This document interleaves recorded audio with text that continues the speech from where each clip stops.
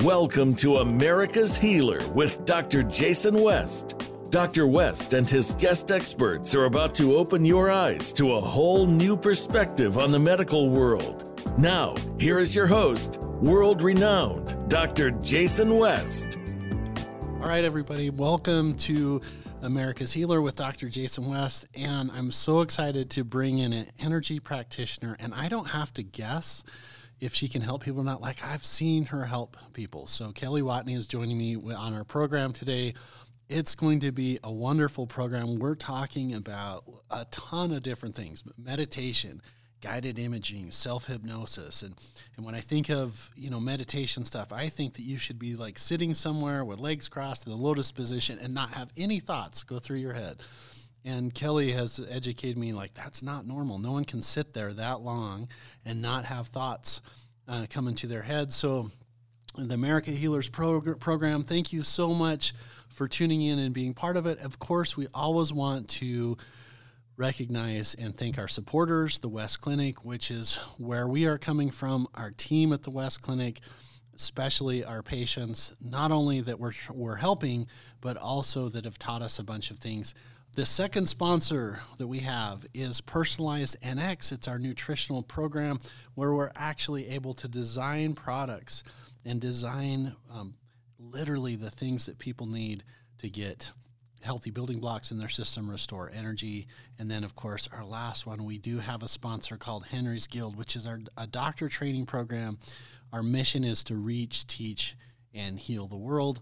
And so we have a way that we're able to coordinate and connect and teach doctors, and those are our sponsors.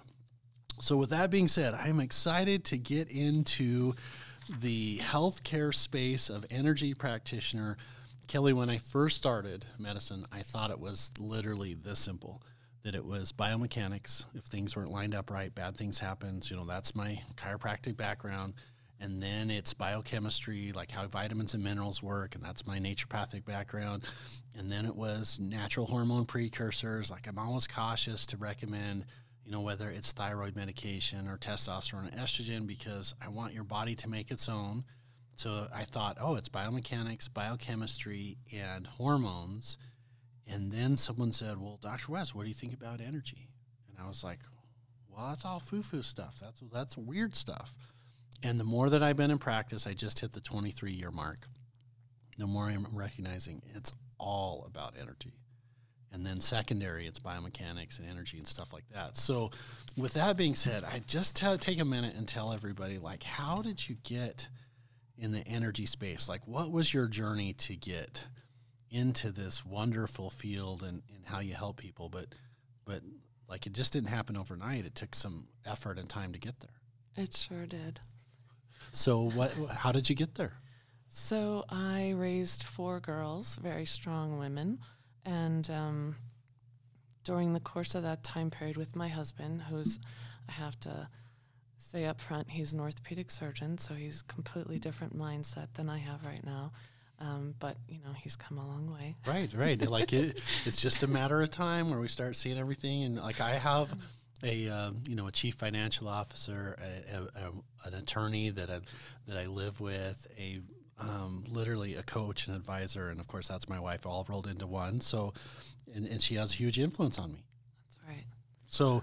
So you raise 4 girls, and they're absolutely beautiful, by the way. I'm wow, like, you guys did an amazing job and successful. It's not just looks, like, they've got some really cool career pathways that they're pursuing, and then.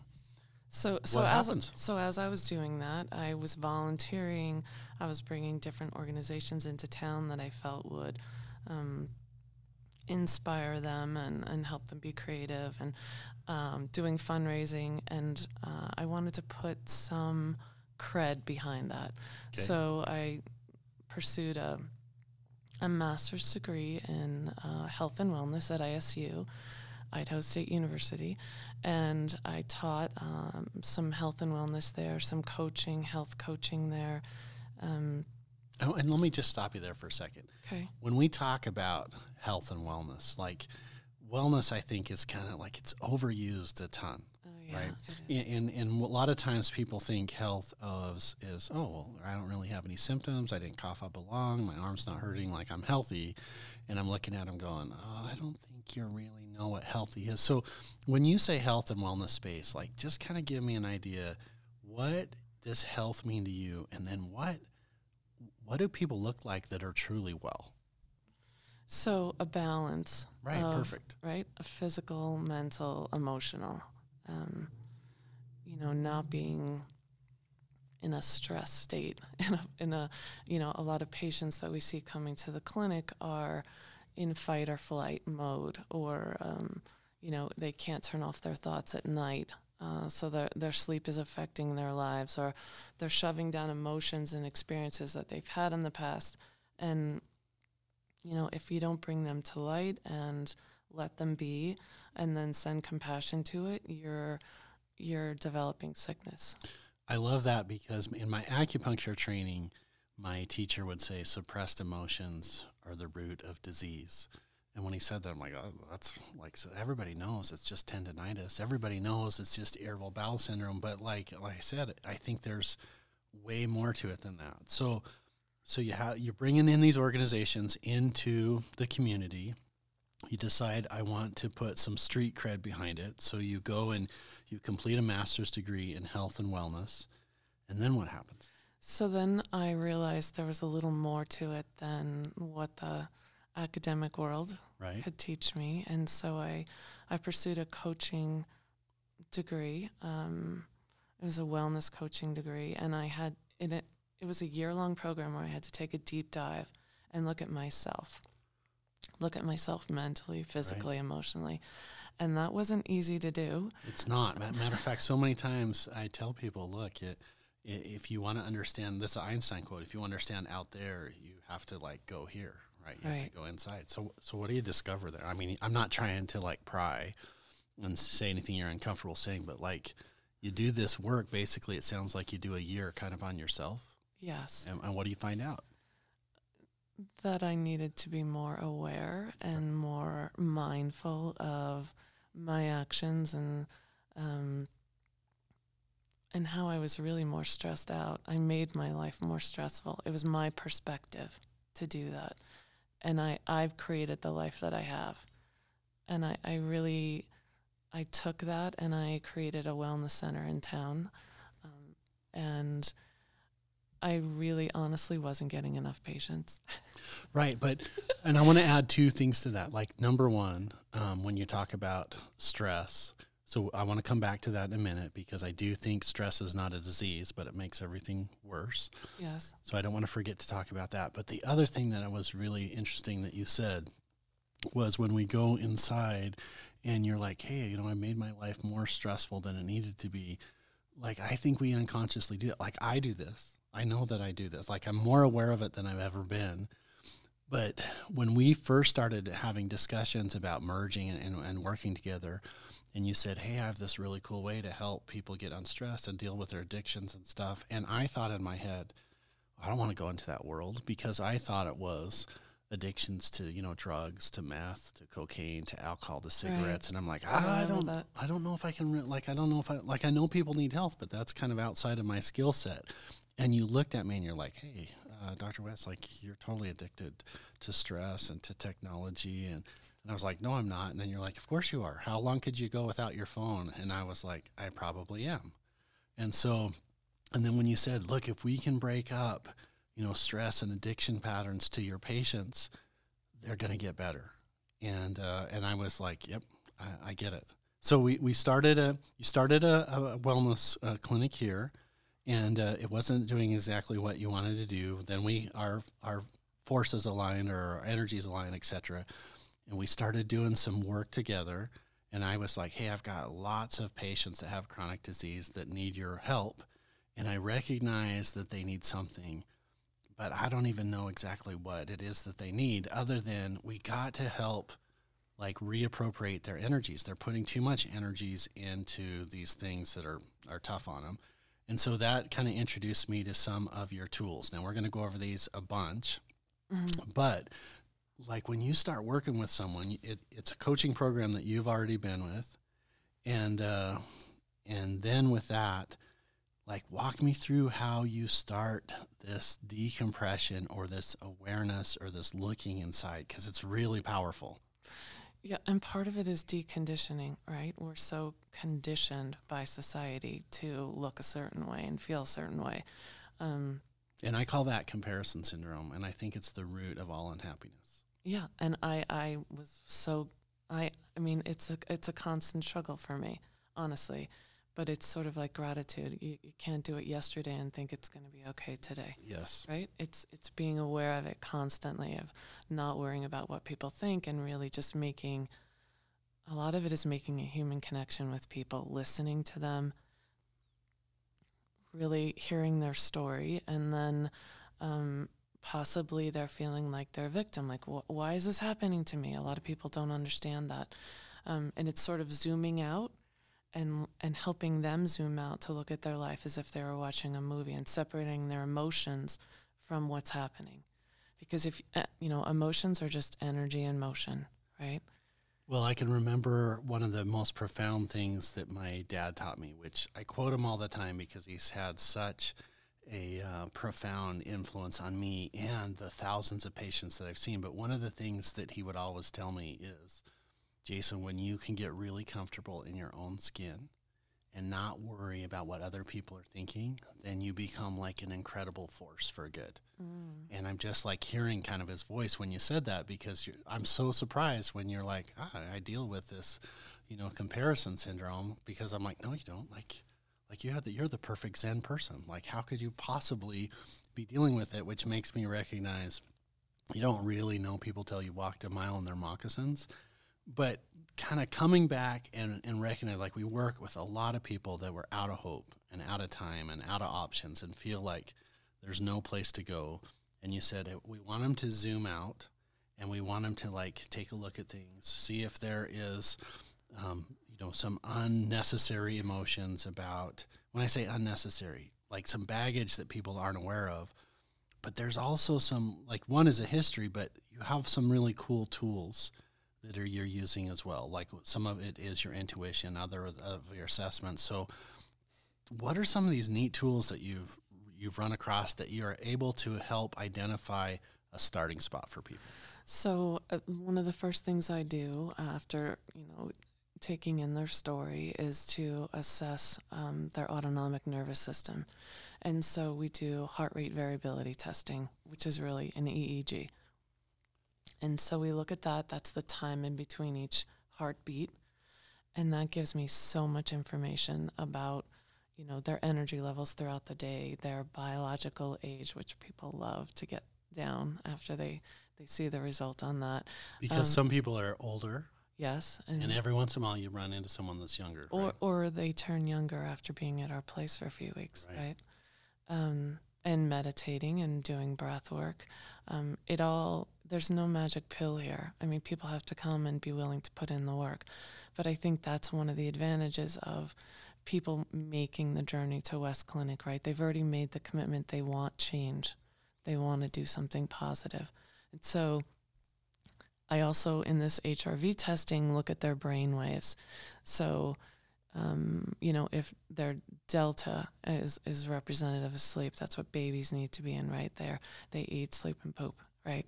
And so if that's super high, then I know, they're not recovering in sleep. And some of these things people know, but I can see it, and I can see a whole readout on it. But what we're going for is to increase their alpha state, which is the relaxed focus state. And you can only get that through meditation, breath work, and, I could use tuning forks to help them, guided imagery. But really that's the goal, is to increase their alpha brain waves. All right, you guys. So you're listening to Dr. Jason West on Voice America Radio. And if you're not catching with us live, remember we're syndicated on a couple of different platforms. I'm so excited to be joined in studio with Kelly Wathne, a really gifted energy practitioner. And I say that because I've seen it. Like, I don't have to think about it. I don't have to hear her tell me like, I've seen the patients that we've worked on. We've been talking a little bit about the autonomic nervous system, why energy is so important, how we can get addicted to stress, and literally how that affects everything. We're going to come back after the break, and we're going to go more into the autonomic nervous system. We're going to talk more about meditations. You don't have to be cross-legged in the lotus position, smelling incense and chanting and holding your hands in the right way. That's always what I thought when it would come to meditation. We're also going to be talking about this idea we can assess, or we can get an impact of your hormones by just doing this heart rate variability. We can see what's happening when your body, changes biomechanical positions. We also have some, guided meditations, guided imaging that we're going to be talking about, biofield tuning, self-hypnosis. There's a ton coming up after the break on Dr. Jason West, America's Healer program.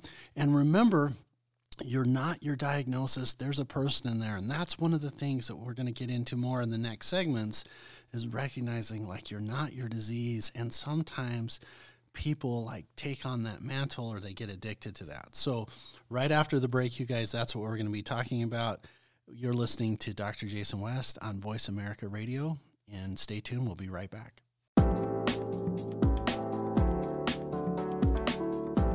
You're listening to America's Healer with Dr. Jason West. If you have a question for Dr. West or his guests, feel free to join us on the show at 866-472-5792. That's 866-472-5792. Now, back to the show. All right, everyone, welcome back to America's Healer Radio. If you're just joining us, we're talking about energy. We're going to be talking about how breathing is important. We're going to be talking about going inside and literally how to unlock things. And I'm joined in studio by an energy practitioner, Kelly Wathne. I'm so excited that she's here.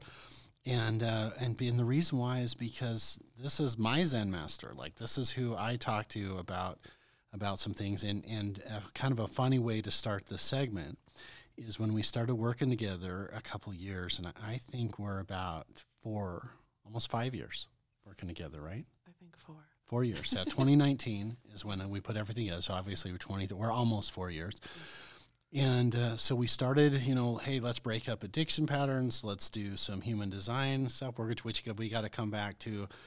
But one thing that's really important is just a personal experience that I had, because what happened was Kelly said, hey, have you ever heard of this guy named the Iceman? Have you ever heard of this Wim Hof guy, which is this 23 Guinness Book of World Records holder that is always getting cold? He's jumping into the Polar Bear Club, and he's getting into these ice baths. And anyway, one thing led to another. If you've seen us on Facebook or YouTube, you've seen me get into these ice baths, and it kind of was a little bit because of Kelly, but it kind of was my son, because my son was like, Dad, I've got this problem in my pelvis that no one can really figure out. We should try this ice bath thing. I'm only going to do it if you're going to do it.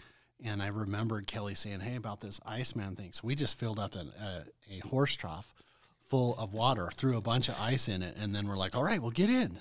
And the reason why I say this is because when Kelly and I were talking over the break, she was saying, look, it's so important to go inside. It's so important to go and find this inner awareness, whether it's your id, your ego, your soul, whatever you want to call it. That's your thing. And we didn't do any of that. We just went in, and the only reason that I even got in that and lasted is because my sons were razzing me, and I'm like, I cannot be shown up by my sons. I'm the old lion here, right? I've got to get in. And I got in, and literally I thought I was going to die. And I've had so many of my friends tell me, there's no way I would ever do that. You're crazy. No way. And I was telling you about it the next day, and you're like, well, did you do the breathing? I'm like, what breathing? No, I just jumped in. And then you're like, hey, you got to get centered. You got to do this breathing. And you told me about it. And then the next time that I did it, it was night and day difference. It didn't make it easy. It's still hard to get in, 33-degree water. But it was so much easier when I was like, okay, I'm breathing. I'm going to concentrate on this. It's a whole lost art. People forget to breathe. I forgot to breathe until I started doing these exercises. So kind of wrapping this all together, what I'm excited for you to just talk about is when we start working with people, we want to know about awareness. We want them to be able to go inside to do, breath work and self-hypnosis and the human design analysis, know about frequencies. Like, there's so many things that you offer and that you do, and I want everybody to know all about it. But let's just kind of start, let's go back just a little bit and say, all right, if I'm coming to you and I'm having, a chronic illness, whether it is fibromyalgia, it's mixed connective tissue disease, it's rheumatoid arthritis, it's multiple sclerosis, it's cancer support therapies, like, you have a protocol to unravel all of it. So maybe we start with the breathing, maybe we start with how can we help people? Let's just start there.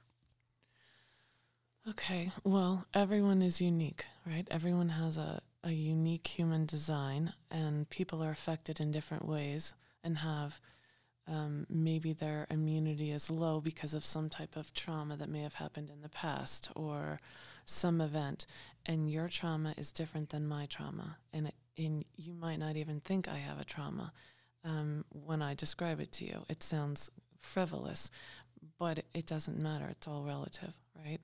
And however this person has gotten here and is in this situation, it's important to give them tools where they can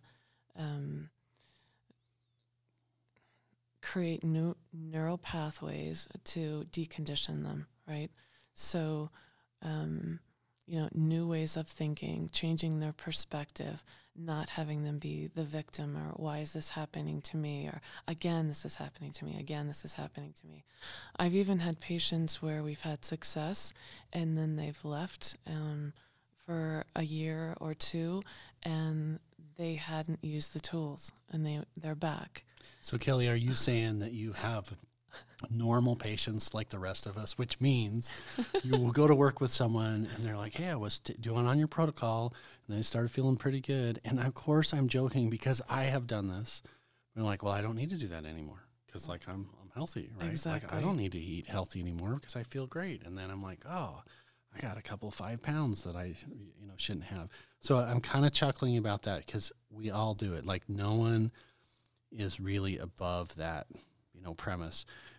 But you get people to look inside and we start evaluating. And a perfect example of this is, one of our patients that we were working with, super duper successful from the outside in, like everything, like he crushed it, a golden touch.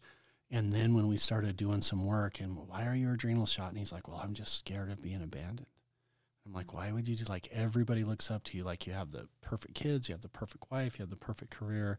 And he was like, when I really think about it, my mom, when I was a little boy, she would lay down with me to take a nap, and then I would fall asleep, and then just like other parents, she would get up and leave, and I always felt like my mom had left me, and so here he's like, it wasn't traumatic, like it wasn't horrible, but man, I think that, and it was just a really fascinating story that he was telling me. I got this abandonment issue because my mom left me when I was taking naps. And then here it is, 35 years later, he's trying to kind of unravel that.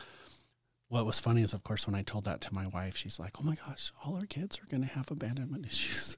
Because that's what I did with all of them. I'm like, I think that's what every mom does. And he's like, my mom never abandoned me, but I just have that fear. I think that's where it's coming from. So helping people to go through that and going into the breath work. How do you do that? So the breath work is one of the most effective ways to balance the nervous system, the autonomic nervous system. So you have the parasympathetic, as you know, and the sympathetic nervous system. And some people go one way, some people go the other, right? Yeah, you control one of them and the other's on autopilot, right? Right. So, doing breath work, doing guided meditation, and a lot of people come in and say, I can't do that. I don't know how to meditate. I tried it. It wasn't good for me. I'm not good with that. And then I'll say, well, what is your idea of that? And of course they describe what you described, where you think you're supposed to be this perfect person sitting and not having any thoughts come into your head. And that's not what meditation is. Meditation is really having mindfulness. And maybe it's setting an intention for the day. Maybe it's taking a walk out in nature and absorbing the energy of the trees. It could be anything that is really a meditation. It's not what you traditionally think. And if you have a thought that comes in, you just say, I will pay attention to later, and you just come back to what you're focusing on and focus on the breath. Focus on how you want to be today. That's enough. Well, and I really like what you said, because I've experienced it in my own way. I'm just recognizing now that I practiced with my dad from 2000 to 2011. He passed away, and I remember thinking, I'm never going to be able to run a clinic without him. We need to downsize. Like, it was such a huge positive factor in my life.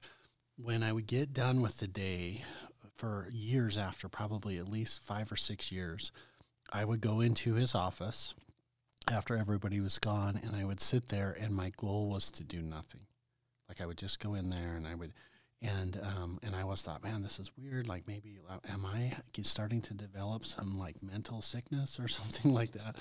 And I didn't do it every day like I thought. But when I did do it, like, I'm like, wow, I just feel really, grounded. I feel really good. And I didn't try and, control my mind or anything. I didn't get in the lotus position. We weren't burning any incense or like all of the things that I think of a monk, in Tibet or China doing from movies, which I have no context for at all. I thought that was meditation. And now when I tell people, and I want to get to like the spark thing that you're telling about, like why it's so important for people to have something that makes them alive.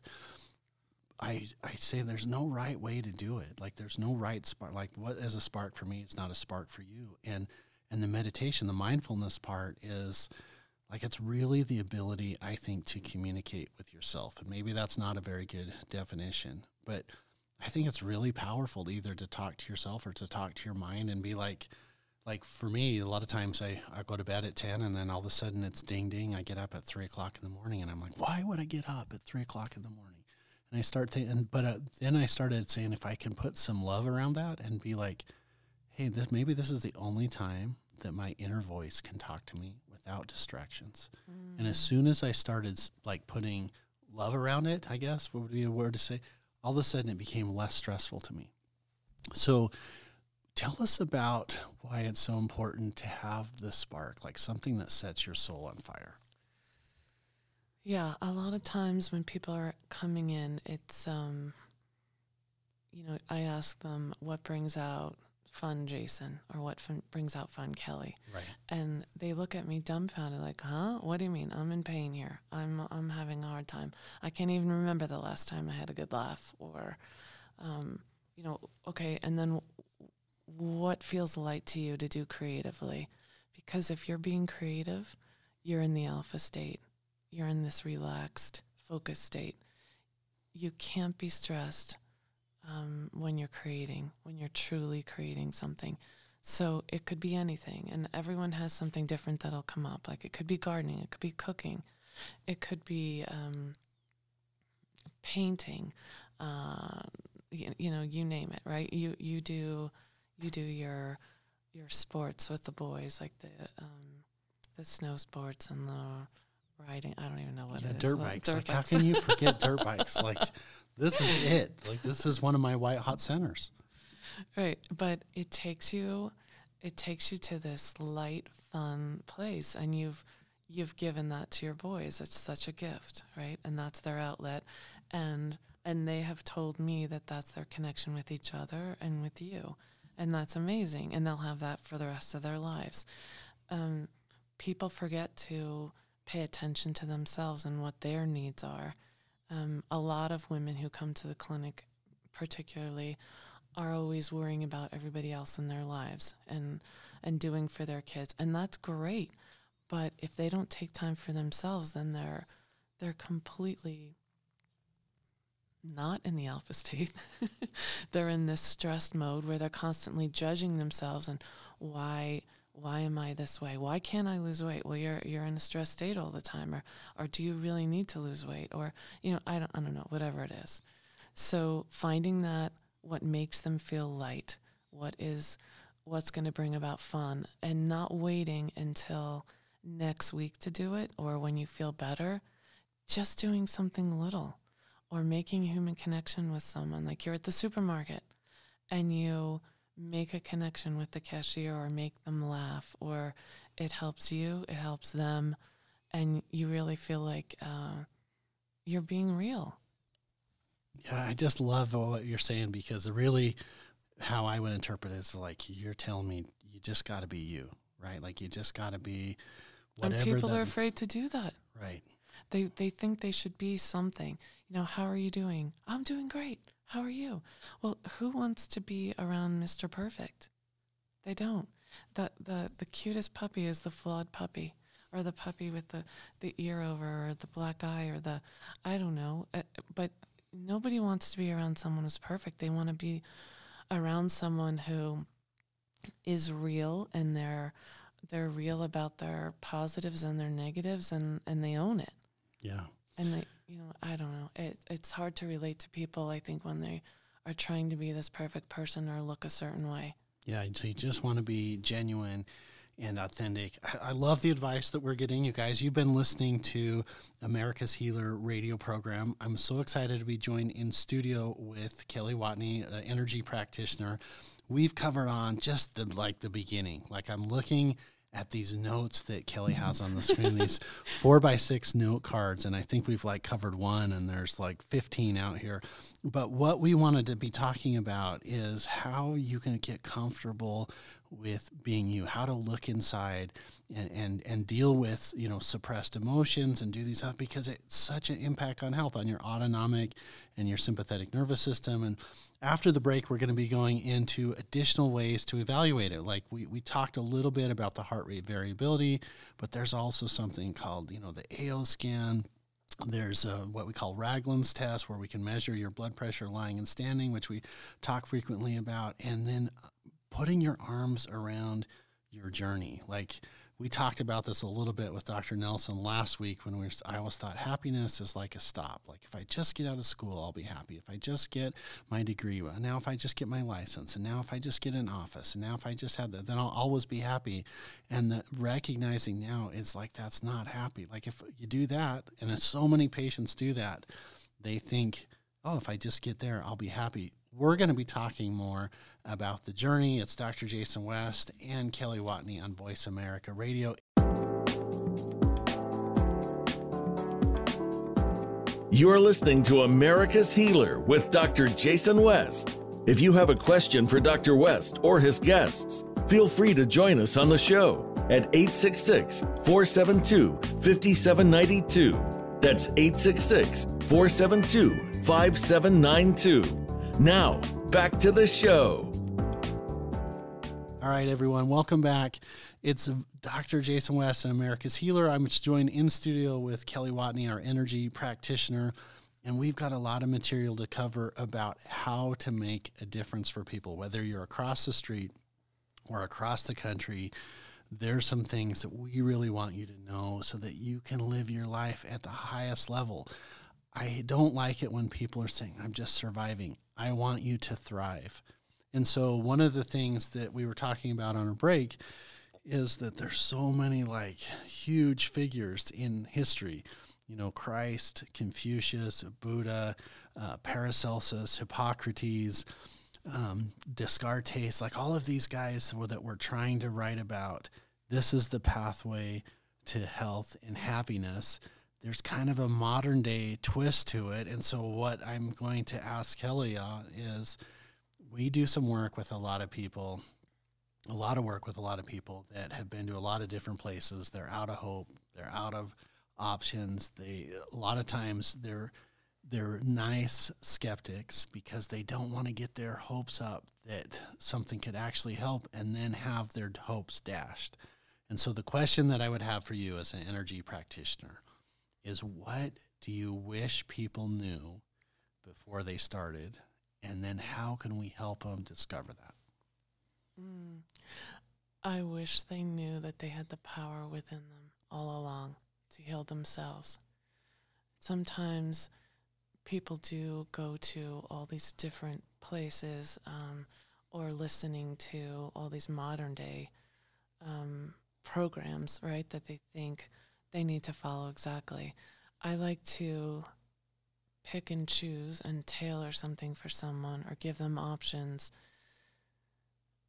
It's like creating a cookbook, right? You have recipes from all throughout your life of what's worked and what hasn't worked, and people need to pick and choose the recipes they like and they feel are in alignment with them. And not one cookbook is going to work for everybody. It's just not the way it is. Otherwise, there would just be one cookbook. Right. So everybody's different. Again, one of the lessons from my dad is he would say, Jason, just because you understand what's happening in a textbook doesn't mean that you understand the patient or the patient's condition, because we're all as biologically different as our fingerprints. The way that you help with moods for one patient is not how you would help it for the next patient. Or if someone's really suffering from arthritis, what worked for one person doesn't necessarily work for the next person. You've got to be able to treat everybody differently, which is something that I really pride you in doing. Is there's not a thing where I'm like, hey, Kelly, this person is struggling with autoimmune, and you're like, oh, all they need is 2 cups of flour and an egg and a third a cup of oil and some baking soda, and we put it in the oven for 350 degrees. Like, that's part of the problem, I think, with conventional medicine, is they're trying to treat everything as a cookbook. Oh, if you have depression, you get this prescription. If you have, anxiety, you get this prescription. And it's kind of the same dose for, a 20-year-old female versus a 50-year-old male versus an 80-year-old.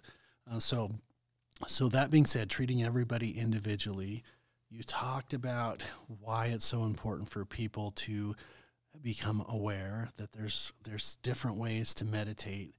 But how do you help someone on the pathway of discovering that there's a lot of healing, if not all healing, comes from the inside? How do you help someone get on that pathway?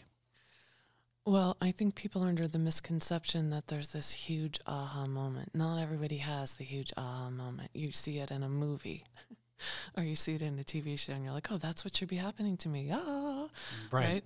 And so it's in the little things. And so I give people little homework assignments to make a human connection with someone, or make someone laugh, or go have some fun with your kids and really make them laugh, or whatever it is. And then they start to feel more powerful. We do something called tension release, which is a part of sophrology. And it uses guided imagery to have them think of a person, a place, and a thing. And they have gratitude for it. They use all their senses, and they imagine themselves on a movie screen. And they imagine this person that you're thinking about. And they see their eyes, they see their smile. They think of how they were loved uniquely by this person. And so they're really feeling it in their body, and their subconscious mind doesn't know that that person isn't there with them right now. This person could have passed. It could have been a grandparent from a long time ago. They hear their laugh, and the subconscious is like, oh, I like this. I'm feeling good. Let's do some more of that. And then people start to feel their own power when they start feeling a little better and having some more energy, and then we go from there. What about someone that is struggling with they're making the guided imaging, and they see, okay, I'm going to go to this place, or I'm going to go to this experience, or I can see myself, healthy. I can see myself in a beneficial relationship, even though I'm coming out of a bad. And then you start having all of the bad roommate that shows up that says, "Oh, you don't deserve that." Like, oh, the imaging up there, but like that's for other people. And the reason why I say that is because I just had a patient that literally is uber successful but miserable. And I was and it's manifesting itself in physical symptoms. So he's coming in and saying like, oh yeah, this hurts and that hurts. And I'm like, well, did you have an accident? Did you have trouble? No, I didn't. And so when I was asking him, how is this feeling? He's like, I just don't feel like I deserve to be successful. And so he's like, you're telling me to do some work over there, but I'm not worth it. So like, I know this is kind of it's not a trick question, and there's a lot to that person's awareness and that person's journey. But if you're doing some work on the guided imagery and then someone's like, that works for other people, doesn't work for me, how do you start? I know you can help those people, so how do you do it? So I would start with a meditation called the Rain of Self-Compassion, and it involves, it's RAIN, and it's recognizing a judgment you have about yourself and then acknowledging it. Most people start there. Most people are very aware. And then it's investigating where in the body you're feeling it. So are you having symptoms? Are you having pain? Is it manifesting in yourself physically? But then the key is the N, is the nurturing, is bringing love or imagining love from a figure. It could be someone, a mentor. It could be a grandparent. It could be a good friend. But imagining that love and sending self-compassion to yourself. Eventually, you'll be able to do it from your own heart, but it's having self-compassion. That's what it's all about. Oh, this is great. If people wanted to get more resources, obviously it's work that you can do for you. But if someone either because of scheduling or because of distance wanted to get some information to start, what would you recommend or to suggest for someone listening on our program that's like, yeah, that's great, but I'm in Florida and I can't get there till the summer? All right. So when that happens, like what I usually tell people is I just love things that can decompress your nervous system. For example, I love it when people talk to themselves. So many times people have busted me in the office, especially the cleaner and stuff, and I'm having a conversation with myself. I used to think I was crazy. I think journaling was really good. I think that, praying to your supreme being or to the universe or whatever you want to, whatever works for you. Honestly, the older I get, the more like non-judgmental I get for people's belief system. Like it's whatever works for you. But is there any of those things that, I kind of nodded you just a little bit, that you would like to speak to or to recommend when it comes to like, how do you get more awareness and especially for someone that's like, I really want to get started now? Breath work. So simple, and it seems so cliche. Also gratitude. When you say gratitude, I mean in the really little things, but all the time. It can't just be doing, I practiced that yesterday, it didn't work. Right? Right. And having patience, being able to manifest and imagine how you want your life to be. Right? But making effort, like getting yourself outside, getting sunlight, getting fresh air, being in nature or imagining that you're in nature, that's just as good for your subconscious mind. I went to a integrative oncology conference in Vermont a couple years ago, and there was an oncologist there that had this, what I thought at the time was a really funny suggestion. And I want to talk to you about nature because I've heard you talk about it several times, getting outside, getting the energy of, the grass, the trees, getting out in the sunlight. So I want you to talk about that. But here's the funny thing. So here's this cancer specialist that started off as a traditional oncologist and literally treated people for years with conventional chemotherapy and radiation, and then he got cancer. And he was like, hey, I think I better add some more stuff to it. So he started blending some of these other things, but one of the things that he literally tells all his patients to do is to go out and hug a tree. Like literally go to a tree, put your arms around it, and he believes that this power in nature. And so when we're having all this stress and this fight or flight response and our heart rate variability is not good, and we have all of this inner, whether it's comparison syndrome or unhappiness, or we have triggers, one outlet for it is nature. And I know you practice what you preach. So let's just tell everybody why it's so good to be outside, and what are you looking for? And where do you put your mind in when you go take a walk? So it's all about frequency and vibration, right? The vibration of nature is perfect, right? So listening to the wind,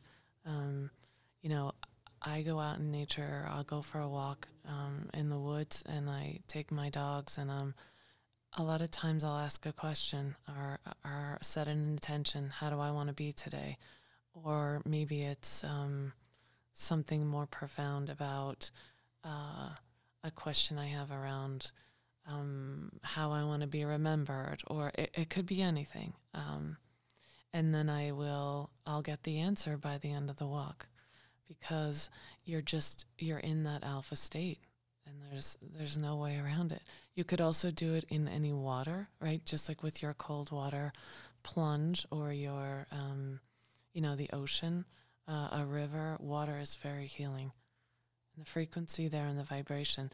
So we do have tools at the West Clinic also that will aid in that.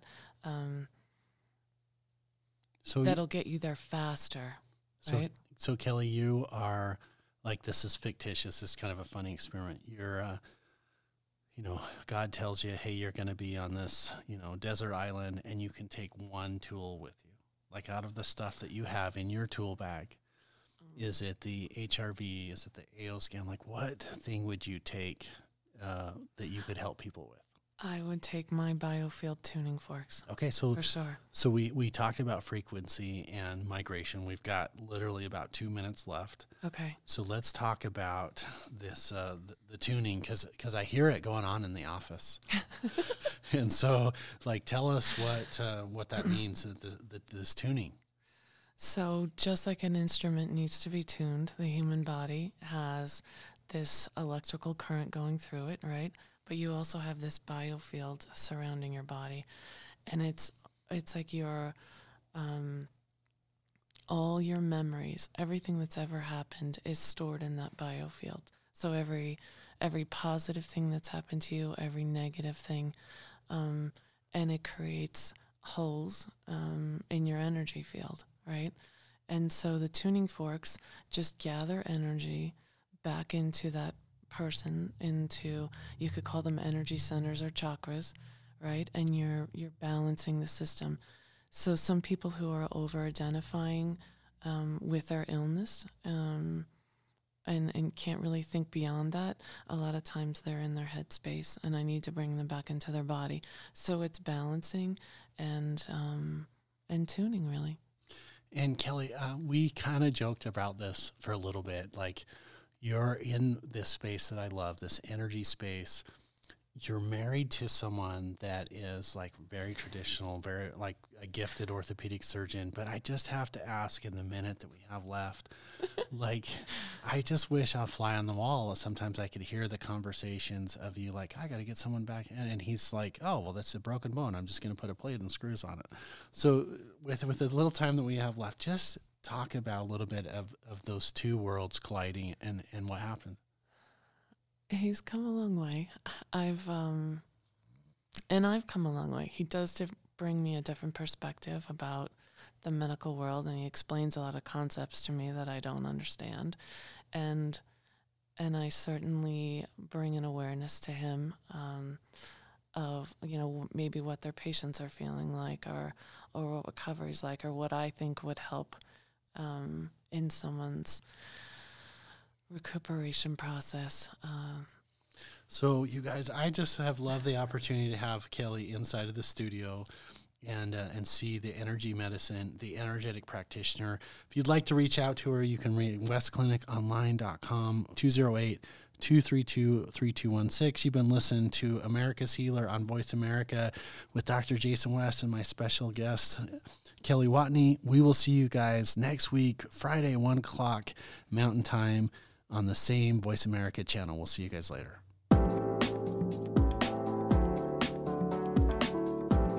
Thanks for tuning in to today's episode. America's Healer, Dr. Jason West, will be back next week to share more of his expertise, so don't miss it. Until then, have a great week.